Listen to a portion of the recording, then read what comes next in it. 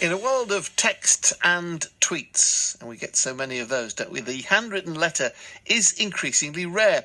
Getting a note penned by a loved one is always special, but what if the letter was from a total stranger?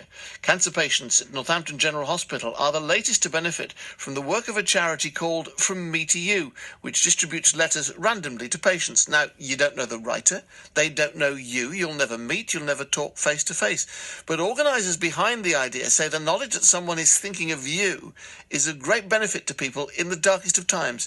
Lexi is one of the charity's letter writers, and earlier this year she wrote to Mark during his treatment. 23rd of April 2017.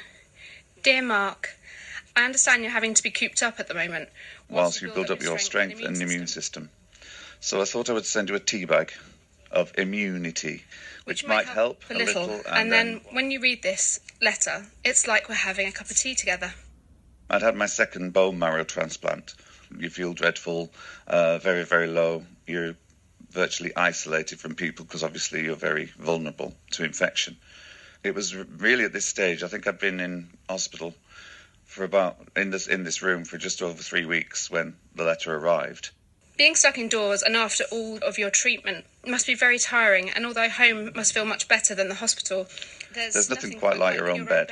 Wow, now I seem to be cramming this letter full of cliches and small talk. Sorry about that. This is my fifth letter. Mostly I've given book recommendations. I read a lot, but I know when I'm low or unwell that sometimes I don't want to concentrate on reading. Perhaps this time I could recommend some films or shows for a change. I know that Mark went through some pretty serious treatment. I know that when I started speaking to him, he was isolated or in isolation, which is why Alison and Brian From Me to You suggested that he should get a letter. Just reaching out to somebody and just in a completely kind of unconnected way. They don't know anything about me and I don't know anything about them, which means that you can pretty much get away with saying anything. So, Lexi and Mark, remember, have never